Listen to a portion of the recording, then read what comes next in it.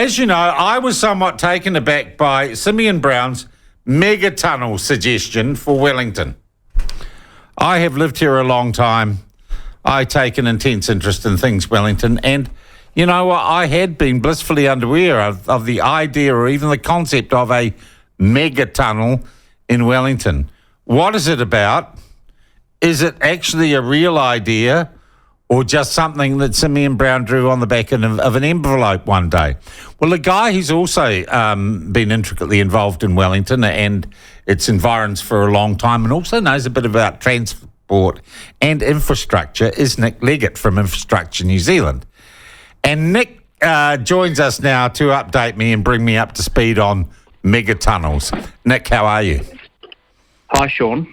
All right. Is this a serious idea? Is it something that's been talked about before that I just missed?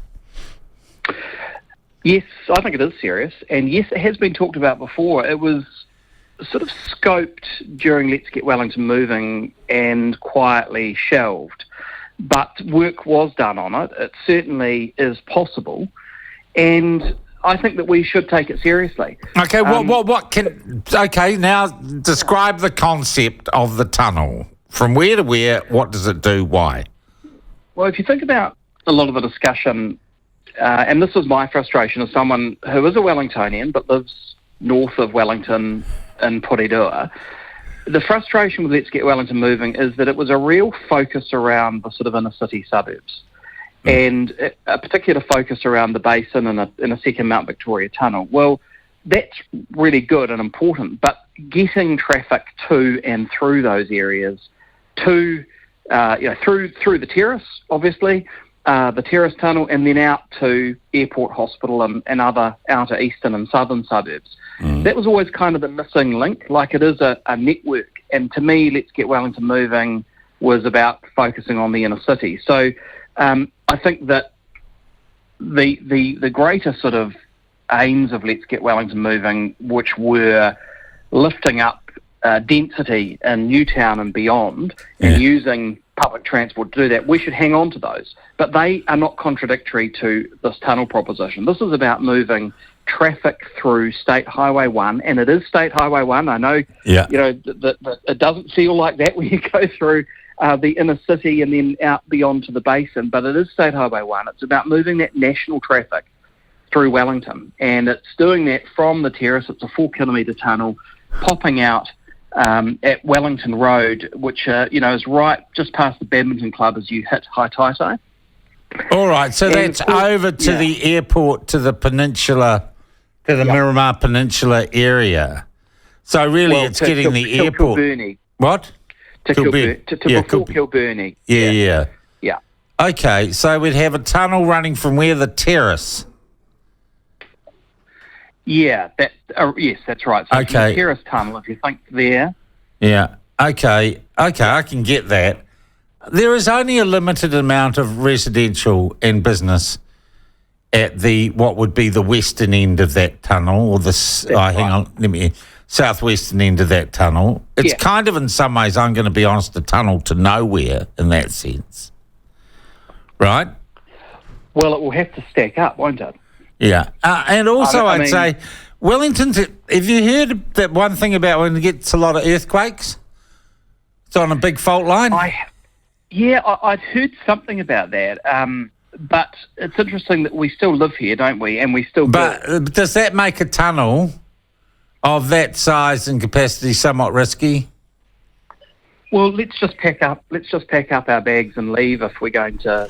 I mean, all infrastructure in New Zealand is risky, and it's all more expensive as a result of these shaky isles that we live on. That will have to be part of the consideration. But these sort of attempts to shut this down and conflate, we've cancelled the ferries, we can't possibly think about a tunnel kind of arguments.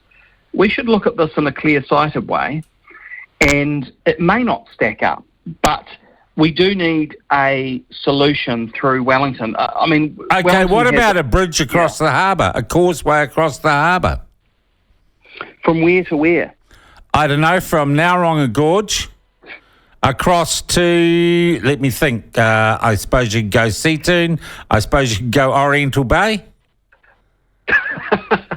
Well, by all means suggest that. Well, it doesn't seem any friggin' crazier than a megatunnel.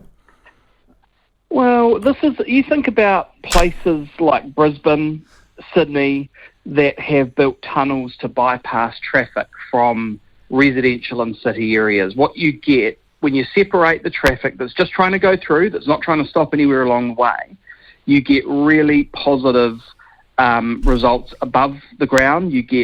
It's easier to walk, it's easier to cycle. You don't need, it's easier to have public transport.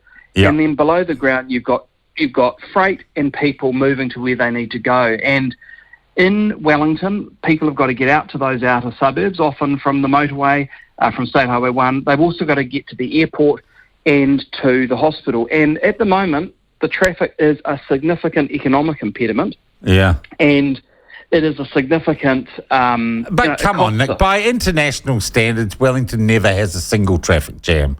You might get held up for 10 to 20 minutes. I live over that side of town. I live past the Mount Vic Tunnel and Evans Bay Parade.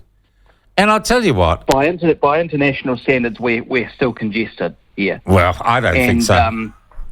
And by Auckland standards, we're not congested. Sean, think about it. That we're a region, and the Wellington CBD is the centre of that region.